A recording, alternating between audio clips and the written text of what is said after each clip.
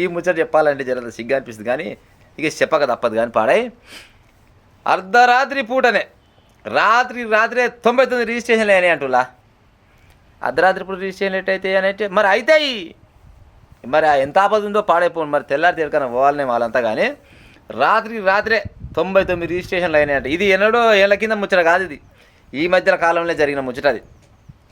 మరి అడ్డం మింగితే ఆలస్యమైతే అనుకునేమో పాడైపోయి నిల్వే మింగుతట్టు పాడైపోను గిట్టనా. మనం ఏదైనా పనివాడి గవర్నమెంట్ ఆఫీస్కి పోతే సార్ మయ్యగాని సార్ జర ఒక సంతకం పెడితే అయిపోదు సార్, మళ్ళీ రేపటి నుంచి నాకు జర పని ఉంటుంది అంటే ఏయ్ ఓడా నీకు ఇప్పుడు ఐదు తర్వాత ఆఫీస్ తీస్తారే ఎలా రేపు పొద్దుగాల రాపో, అయినా రేపు పొద్దుగాల సెలవే ఉంది, రేపు శనివారం వెళ్ళిండి ఆదివారం సోమవారం రాపో అంటారు. అంతేనా కాదా?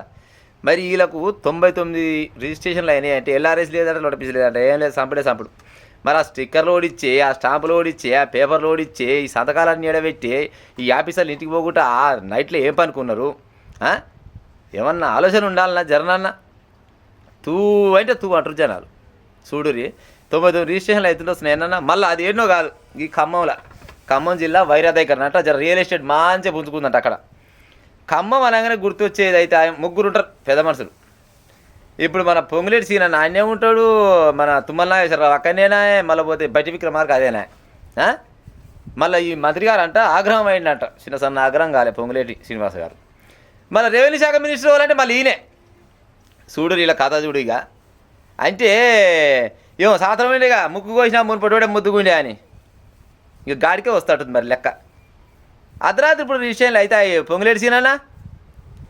మీరు అసలు ఓడోవర్రా ఈ రిజిస్ట్రేషన్ చేసింది, అసలు ఏమెక్కర్రా, మరి ఎంత మీకు ఏం ఆపద వచ్చిందిరా చీకట్ల అని పొద్దుగాల తీసుకుపోయి పోలీస్ స్టేషన్ వేసి గిజోని కట్టబట్టుకొని ఇంత ఆందం పెట్టి దీనికి పని చెప్తే ఎంత ముద్దుగుండు.